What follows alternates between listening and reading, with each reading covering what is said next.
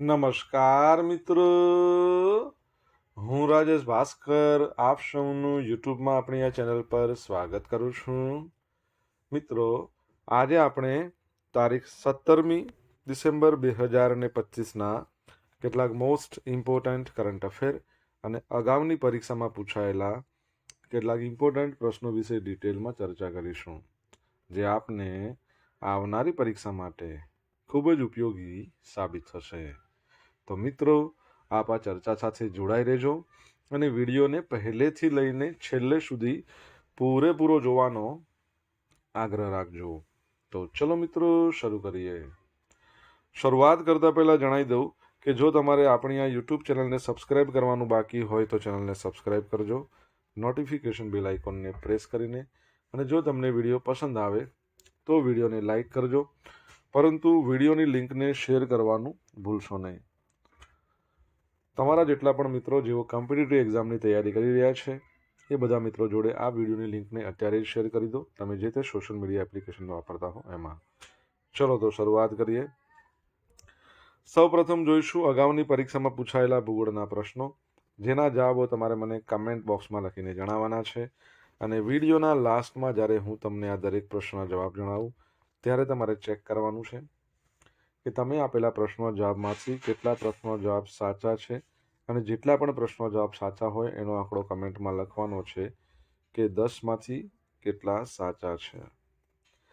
Daily GK ટેસ્ટની આપણે વાત કરીએ તો એમાં 10 પ્રશ્નો પૂછે છે.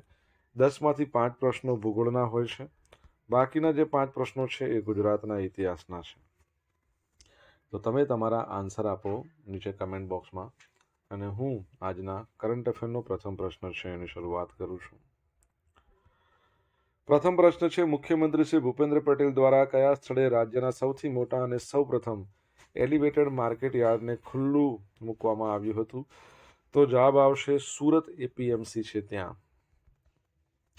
તો ગુજરાતના 17મા નંબરના મુખ્યમંત્રી શ્રી ભૂપેન્દ્રભાઈ પટેલ એમના દ્વારા સુરત એપીએમસી છે એના દ્વારા નિર્મિત છે રાજ્યનું સૌથી મોટું અને સૌપ્રથમ એલિવેટેડ માર્કેટ યાર્ડ એને ખુલ્લું મૂકવામાં આવ્યું હતું. આ પ્રોજેક્ટ સુરત એપીએમસી માર્કેટના આધુનિકરણ અને વિસ્તૃતિકરણનો એક ભાગ છે. આ એલિવેટેડ માર્કેટ યાર્ડ્સની સૌથી મોટી વિશેષતા એ છે કે તે 2 વે રેમ્પ ધરાવે છે, જે ભારે વાહનો અને મોટી ટ્રકો સીધા જ પ્રથમ માળ સુધી અવરજવર કરવાની મંજૂરી આપે છે. સુવિધાની વાત કરીએ તો 108 હાઈટેક દુકાનો છે, વિશાળ પાર્કિંગ છે, વિનામૂલ્યે પ્રાથમિક સારવાર કેન્દ્ર છે, બિયારણ વિતરણ કેન્દ્ર.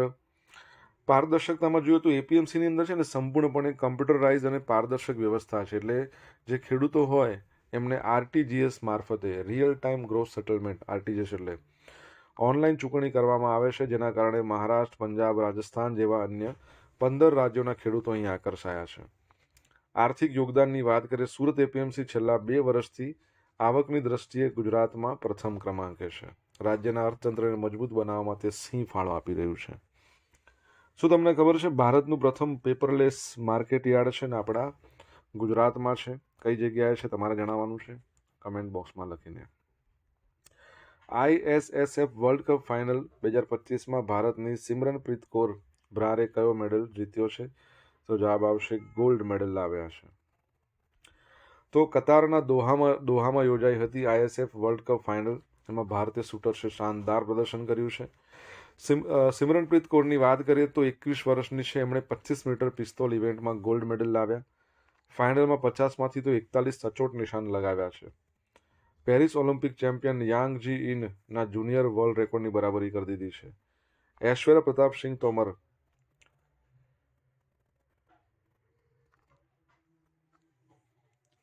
50 મીટર એર રાઇફલ 3 પોઝિશન ઇવેન્ટમાં એમણે 413.3નો પોઈન્ટ સાથે સિલ્વર મેડલ. આ ઇવેન્ટમાં ચેક રિપબ્લિકના જીરી પિવાત્સ્કીએ ગોલ્ડ અને ચીનના લીચુ યુફન એમણે બ્રોન્ઝ જીત્યો હતો. ભારતની વાત કરીએ તો total 6 medal, 2 gold, 3 silver, 1 bronze સાથે મેડલ ટેલીમાં બીજા નંબરે. પ્રથમ નંબર પર ચાઇના. ભારતના મેડલ તમે જોશો તો Simranpreet Kaur 25 metre pistol gold, Suruchi Singh women's 10 metre air pistol કેટલા gold, Sainyam women's 10 metre air pistol silver, Aishwary Pratap Singh silver, Anish Bhanwala 25 metre rapid fire pistol silver અને Samrat Rana bronze 10 metre men's 10 metre air પિસ્તોલમાં. ઓકે, ઇન્ટરનેશનલ શૂટિંગ સ્પોર્ટ ફેડરેશનની વાત કરીએ. 1907માં એની સ્થાપના થઈ. હેડક્વાર્ટર તમારે કહેવાનું છે, અને લ્યુસિયાનો રોસી એ તેના પ્રેસિડેન્ટ છે. RRU રાષ્ટ્રીય રક્ષા યુનિવર્સિટી અને યુનિવર્સિટી ઓફ લદ્દાખ વચ્ચે ઐતિહાસિક MOU થયા છે. તો સુરક્ષા શિક્ષણ અને ક્ષમતા નિર્માણ માટે MOU પર હસ્તાક્ષર કર્યા છે, જેનો ઉદ્દેશ રાષ્ટ્રીય સુરક્ષા અભ્યાસને આગળ વધારવો, પ્રાદેશિક જરૂરિયાતોને અનુરૂપ તાલીમ આપવી. આમાં જે મુખ્ય પહેલો કહી શકીએ ઇનિશિયેટિવ્સ, એમાં સંયુક્ત ડિગ્રી ધારકો જેમ કે સાયબર સુરક્ષા, ફોરેન્સિક સાયકોલોજી, કૌશલ્ય આધારિત ડિપ્લોમા જેમ કે પ્રવાસન સુરક્ષા. આ ઉપરાંત સશસ્ત્ર દળો છે એના માટે માનસિક તંદુરસ્તી જે છે, મેન્ટલ હેલ્થ, એના કાર્યક્રમો પણ સહયોગ કરવો. વ્યૂહાત્મક મહત્વ જોઈએ તો લેફ્ટનન્ટ ગવર્નર છે ને કોના, લદ્દાખના, કવિન્દ્ર ગુપ્તા. તો એમણે RRUને લદ્દાખમાં કેમ્પસ સ્થાપિત કરવા પ્રોત્સાહિત કર્યા, જે ઊંચાઈવાળા વિસ્તારોને યુવાનોને રાષ્ટ્રીય સુરક્ષા સંબંધિત અદ્યતન શિક્ષણ મળી શકે. ઓકે, RRUની વાત કરીએ. 2009માં રક્ષા શક્તિ યુનિવર્સિટી તરીકેની સ્થાપના થઈ. 2020માં રાષ્ટ્રીય કક્ષાની યુનિવર્સિટી બની, રાષ્ટ્રીય રક્ષા યુનિવર્સિટી. એના જે વાઇસ ચાન્સેલર છે એનું નામ તમારે કહેવાનું છે, કમેન્ટ બોક્સમાં લખીને જણાવો. મિત્રો, વિડીયો પસંદ આવ્યો હોય, ભણવાની મજા આવી હોય તો વિડીયોને લાઇક કરી દો. તમારા મિત્રો જોડે વિડીયોની લિંકને શેર કરી દો. આપણી બંને યુટ્યુબ ચેનલ રાજેશ ભાસ્કર 2ને સબસ્ક્રાઇબ કરી દો. નોટિફિકેશન બેલ આઇકોનને પ્રેસ કરીને જો તમારે ડેલી કરંટ અફેરની PDF જોઈતી હોય તો આપણી ટેલિગ્રામ ચેનલને જોઈન કરો. ડેલી કરંટ અફેરની PDF તમને અહીંયા મળશે. સાથે સાથે તમને પોલ્સ પણ રમવા મળશે. VBG રામજી બિલ 2025 એટલે કે વિકસિત ભારત રોજગાર અને આજીવિકા ગેરંટી મિશન ગ્રામીણ લોકસભામાં રજૂ કોણે કર્યું? તો આપણા કેન્દ્રીય કૃષિ મંત્રી છે, બરાબર છે, ગ્રામીણ બાબતોના મંત્રાલયના મંત્રી છે. શું નામ છે? શિવરાજસિંહ ચૌહાણ. તો કેન્દ્રીય મંત્રી શિવરાજસિંહ ચૌહાણે લોકસભામાં VBG રામજી બિલ વિકસિત ભારત રોજગાર આજીવિકા ગેરંટી મિશન 2025 રજૂ કર્યું, જેનો મુખ્ય ઉદ્દેશ 2047 સુધીમાં વિકસિત ભારતના વિઝનને અનુરૂપ ગ્રામીણ વિકાસને મજબૂત કરવાનો છે.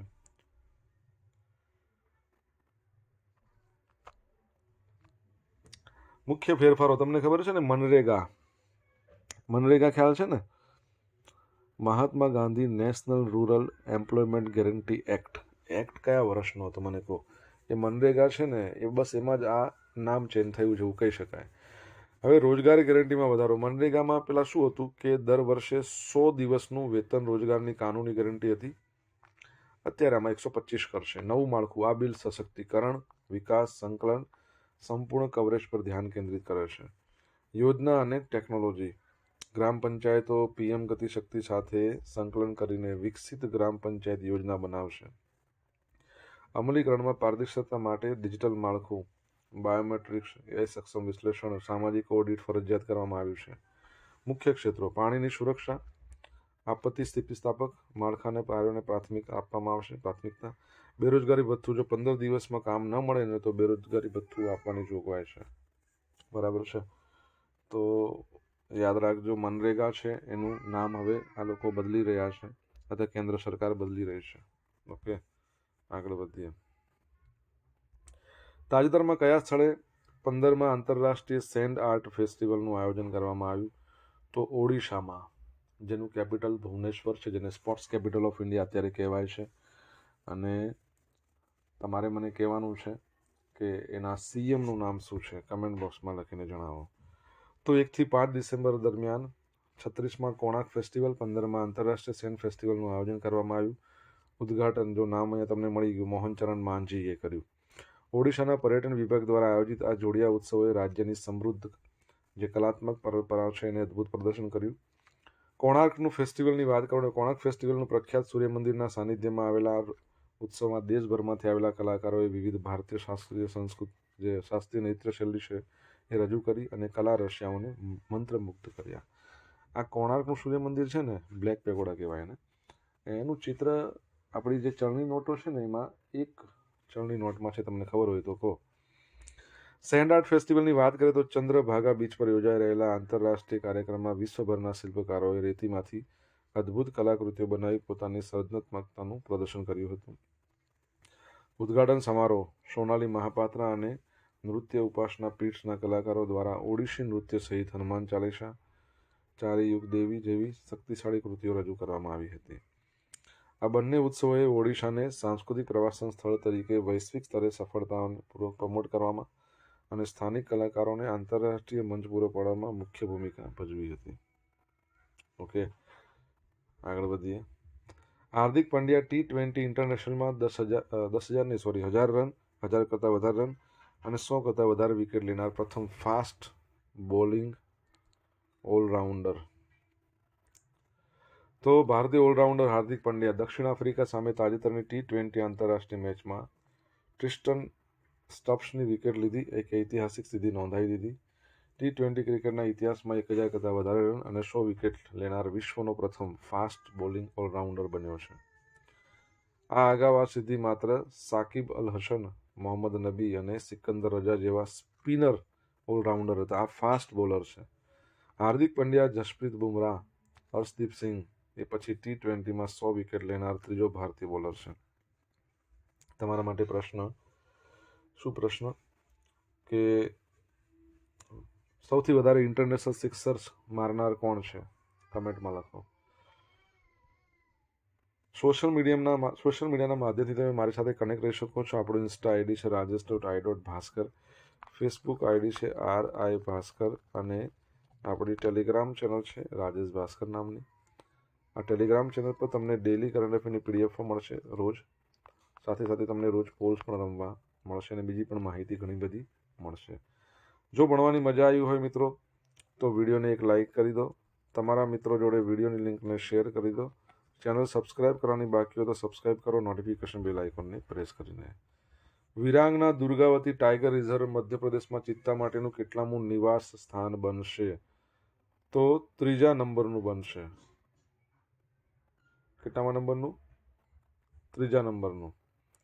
તો મધ્યપ્રદેશના મુખ્યમંત્રી મોહન યાદવે જાહેરાત કરી છે કે કુનો નેશનલ પાર્ક એમાં આફ્રિકાથી ચિત્તાના સફળ સ્થળાંતર બાદ આગામી ચોમાસા પહેલાં વિરાંગના દુર્ગાવતી ટાઈગર રિઝર્વ એ રાજ્યમાં ચિત્તા માટેનું નવું ઘર બનશે.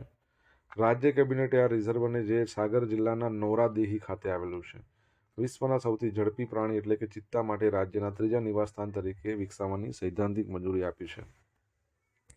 આપણે ભૂતકાળમાં એવું ભણ્યા છે કે નોરાદેહી, પરંતુ નોરાદેહી અને આજે આપણે વાત કરી રહ્યા છીએ વિરાંગના દુર્ગાવતી બંનેને મર્જ કરી દેવામાં આવેલા છે. એક જ છે આમ તો એવું કહી શકાય. ભલે નામ અલગ અલગ, વિસ્તાર અલગ અલગ છે, છતાં એક પણ કહેતા હોય છે. પ્રથમ નિવાસસ્થાન સપ્ટેમ્બર 2022માં શ્યોપુર ખાતે કુનો નેશનલ પાર્કમાં હાલમાં 28 ચિત્તા છે ત્યાં. બીજું નિવાસસ્થાન એપ્રિલ 2025 મંદસૌરના ગાંધીસાગર અભયારણ્ય 2 ચિત્તા છે. મુખ્યમંત્રીએ ભારપૂર્વક જણાવ્યું કે ચિત્તા પુનર્વસન પ્રોજેક્ટ એમાં ભારત અને ખાસ કરીને MP વિશ્વમાં એકમાત્ર સ્થળ છે અને તેમની સરકાર છે અને જાન્યુઆરી 2026માં બોત્સવાનાથી કુનો નેશનલ પાર્કમાં વધુ 8 ચિત્તા લાવવાના છે અને અન્ય ઘણી વન્યજીવ પ્રજાતિઓને રાજ્યમાં સ્થળાંતર કરવા માટે કામ કરી રહી છે. તમને ખબર હોય તો જે આફ્રિકાથી ચિત્તા લાવ્યા હતા ને એમાં એક ચિત્તો છે ને માદા ચિત્તો એ વયસ્ક બની ગયો અને એને બચ્ચાઓને પણ જન્મ આપ્યો. ચિત્તાનું નામ બોલો અને કયા નેશનલ પાર્કમાં જન્મ આપ્યો? પ્રવીણ કુમારને બોર્ડર સિક્યુરિટી ફોર્સના ડિરેક્ટર જનરલનો વધારાનો હવાલો. તો પ્રવીણ કુમાર જેઓ હાલમાં ઇન્ડો ટિબેટિયન બોર્ડર પોલીસ ITBPના ડિરેક્ટર જનરલ, એમને બોર્ડર સિક્યુરિટી ફોર્સના ડિરેક્ટર જનરલનો વધારાનો હવાલો સોંપવામાં આવ્યો છે. એમણે નિવૃત્ત થયેલા દલજીતસિંહ ચૌધરીનું સ્થાન લીધું. સ્થળ કયો તો આ હવાલો સોંપવાની વિધિ સામાન્ય રીતે દિલ્હીમાં થાય, પરંતુ આ વખતે છત્તીસગઢના રાયપુરમાં યોજાઈ, જ્યાં બંને અધિકારીઓ એક કોન્ફરન્સમાં હાજર હતા. અનુભવની વાત કરીએ તો પ્રવીણ કુમાર 1993ની બેચના IPS અધિકારી, અગાઉ ઇન્ટેલિજન્સ બ્યુરોમાં પણ અને નક્સલ પ્રભાવિત વિસ્તારોમાં પણ સેવા આપી છે. સમયગાળો તેઓ કાયમી નિમણૂક ન થાય ત્યાં સુધી અથવા આગળના આદેશ આવે ત્યાં સુધી આ પદ સંભાળશે.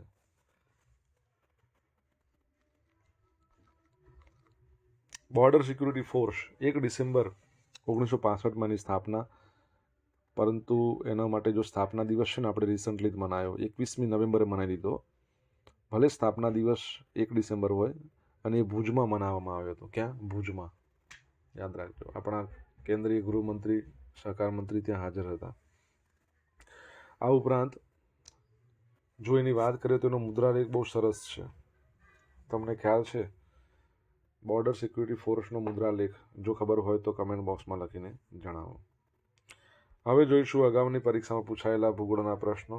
પહેલો પ્રશ્ન, નાગાર્જુન સાગર પ્રોજેક્ટનું નિર્માણ કઈ નદી પર થયું છે? તો કૃષ્ણા નદી પર.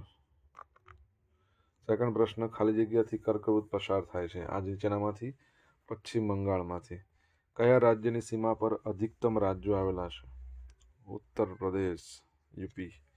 ભારતના દક્ષિણ બિંદુને શું નામ આપવામાં આવ્યું છે? ઇન્દિરા પોઈન્ટ.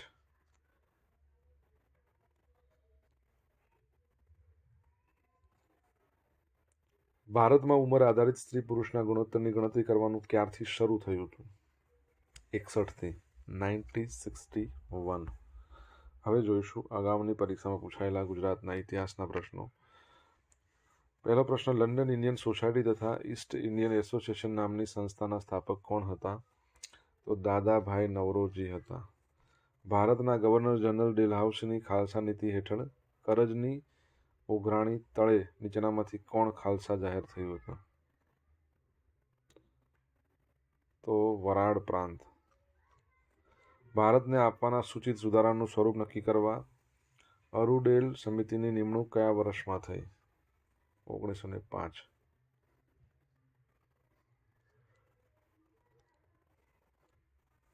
કયા ગવર્નર જનરલે દેશી ભાષાઓના વર્તમાનપત્ર પર અંકુશ મૂકતો કાયદો 1882માં રદ કર્યો હતો? લોર્ડ રિપને. ભારતમાં વેપાર કરવા સૌપ્રથમ કઈ પ્રજા આવી હતી? પોર્ટુગીઝ. સૌથી છેલ્લે જવાવાળા પણ પોર્ટુગીઝ. ક્યાંથી ગયા હતા? તો દીવ દમણ અને ગોવા, ત્યાંથી સૌથી છેલ્લે ગયા હતા. હવે મિત્રો જોઈશું ગઈકાલે પૂછેલા પ્રશ્નોના જવાબો. પહેલો પ્રશ્ન, તાજેતરમાં કયા સ્થળે AI ફોર ગુડ ગવર્નન્સ વિષય પર એક પ્રાદેશિક સંમેલન યોજાયું હતું? તો ક્યાં યોજાયું હતું? ગાંધીનગર. સેકન્ડ પ્રશ્ન, તાજેતરમાં કયા સ્થળે વૈજ્ઞાનિકા સાયન્સ લિટરેચર ફેસ્ટિવલનું આયોજન કરવામાં આવ્યું? તો નવી દિલ્હીમાં.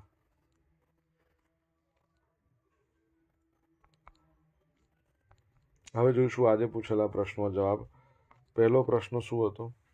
ભારતમાં પ્રથમ પેપરલેસ માર્કેટ યાર્ડ ક્યાં બનાવવામાં આવ્યું છે? ગોંડલ, રાજકોટ જિલ્લો. સેકન્ડ પ્રશ્ન, ઇન્ટરનેશનલ શૂટિંગ સ્પોર્ટ ફેડરેશનનું હેડક્વાર્ટર ક્યાં આવ્યું છે?